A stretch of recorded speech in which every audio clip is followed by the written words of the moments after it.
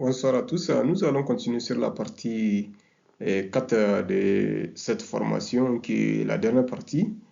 Et comme nous avions vu précédemment, on s'est arrêté à partir du ciblage opérationnel au niveau des différents villages. Et on a vu la première étape du ciblage opérationnel qui est la mise en place des comités au niveau des différents villages et quartiers. Et nous avons vu aussi comment faire la liste exhaustive, si on peut le dire, des différents ménages dans un village, qui est la 10e étape. Et maintenant, nous allons enchaîner cette formation sur la troisième partie, sur les 7 étapes du ciblage, afin de pouvoir achever cette science. La troisième étape est l'identification et validation des critères de vulnérabilité à travers la fiche F3. Et pour le faire, une approche communautaire est nécessaire. Vous devrez d'abord identifier de manière participative les types de ménages selon l'économie locale. Vous allez, si on peut le dire, discuter sur les caractéristiques distinctives en lien avec la protection. Et encore, pour ce qui est de définition des critères, vous allez définir les critères socio-économiques liés à la taille du ménage, bien, logement, mobilité, animaux, production alimentaire, achat du rôle, la soudure, statut spécifique, déplacé, interne, femme enceinte, etc. Et pour ce qui est des outils et vérifiabilité, vous allez utiliser la fiche F3 pour conseiller les critères retenus précédemment. Ensuite, vous faites la triangulation avec le profil de l'approche de l'économie des ménages et connaissances locales. Vous allez sélectionner 3 à 4 critères facilement vérifiables dans le village, dans les ménages du moins. Et cette méthode, elle est participative et simplifiée. Et elle nécessite l'utilisation des objets visuels tels que pierre, bâton pour estimer les proportions ou bien le pourcentage des ménages par catégorie. Et ceci vise l'objectivité, la compréhension locale et la transparence. Voilà, après avoir fini le remplissage de la fiche F3, et maintenant vous allez revenir s'asseoir avec le comité de sélection et vous allez prendre les copies qui ont été faites. Et ce comité de sélection-là sera divisé en 3 sous-groupes, sous-groupe des hommes, sous-groupe des femmes, sous-groupe des leaders communautaires. Maintenant, les copies qui ont été faites seront réparties en 3 pour chaque groupe, comme c'est la liste de tous les bénéficiaires, et chaque groupe aura, c'est la même liste qu'elle aura. Et maintenant, vous allez utiliser les outils visuels du moins, objets représentatifs pour chaque catégorie, c'est-à-dire pour les ménages très pauvres, moyennement pauvres, nantis. Ensuite, vous allez vous subdiviser, s'écarter du moins, vous allez vous écarter chacun de son côté. Et maintenant, utiliser la méthode participative qui consiste à faire la lecture de chaque ménage pour faire la classification par groupe socio-économique. Et après, les critères basés sur l'étape précédente, c'est-à-dire revenu actif, statut social, vulnérabilité, doivent être pris en compte.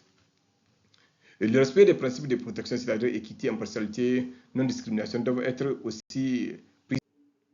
Voilà, après avoir fini la catégorisation socio-économique, la 5e étape est l'étape de triangulation et conciliation des résultats.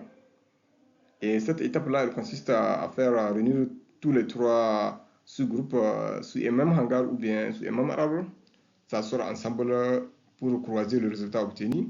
Et la première des choses consiste à faire une comparaison croisée des résultats des 3 sous-groupes pour confirmer si un peu le statut du ménage.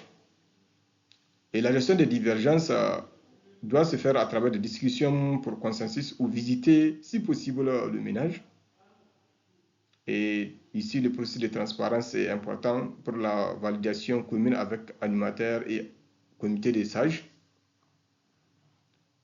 Une fois finir la triangulation, la décision finale basée sur des preuves prises avec la participation de tous les comités concernés.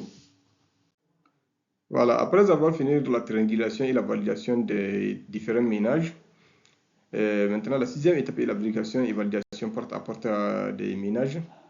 Et il faut tenir compte des cibles prioritaires qui doivent être vérifiées 100%, c'est-à-dire les ménages TP et P. Et il faut tenir compte des personnes à besoins spécifiques, les adolescentes et les enfants de 6 à 23 mois. Et la méthode de vérification doit se baser sur les critères vérifiables, plus scoring numérique. Et la validation communautaire, elle consiste à convoquer une assemblée générale avec le comité technique. Et pour ce qui est des cas spéciaux, c'est-à-dire les réfugiés et les déplacés, un contrôle post-validation doit être effectué par les bailleurs. Voilà, après avoir fini la vérification et validation porte à porte, la liste finale sera signée par le comité du ciblage et le chef du village, ainsi que les autorités locales et ONG. Et un procès verbal sera rédigé et signé, tout en utilisant un modèle standard. Et ce PV sera distribué à toutes les parties prenantes.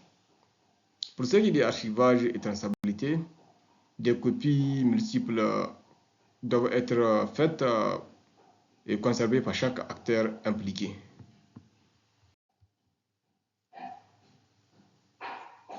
La composition de l'équipe de ciblage. L'équipe de ciblage doit être une équipe pluridisciplinaire et inclusive, au moins ONG 4 membres,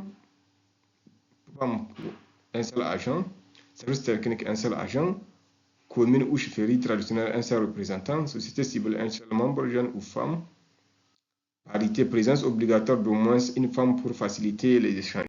Voilà, les facteurs clés de réussite du ciblage sont la participation active des acteurs clés, ONG, autorités locales, communautés, intégration des femmes dans tous les comités, sensibilisation continue des informateurs locaux, appui des sages pour gérer les litiges, appropriation communautaire du processus, validité du ciblage opérationnel. La durée moyenne est de 2 à 3 ans et le nécessaire d'actualiser à chaque fois la liste en cas de choc majeur, par exemple crise ou catastrophe.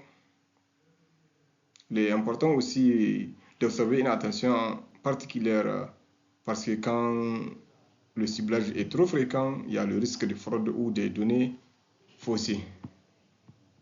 En résumé, le cadre analytique de l'approche de l'économie des ménages décrit comment les ménages s'en sortent au cours d'une année normale et évalue les effets d'un choc ou d'un changement sur les modes de résistance afin de prioriser l'assistance aux ménages les plus vulnérables sur le niveau socio-économique. Il faut noter qu'un ciblage bien mené permet de réduire les erreurs d'inclusion ou d'exclusion et aide dans l'équitabilité et aussi l'aide dans l'atteinte de la cible et stimuler une participation communautaire. Les facteurs clés du succès d'un ciblage au niveau communautaire sont l'implication des communautés, prise en compte du genre des systèmes de vie et du multiculturalisme, responsabilisation des acteurs locaux. Les dangers que le ciblage reste un exercice sensible mais bien mené, il permet de répondre efficacement aux besoins réels tout en respectant les principes d'équité et de protection. Merci beaucoup pour votre aimable attention. Nous attendons vos suggestions, vos commentaires afin de rendre ce document plus fertile à la prochaine séance.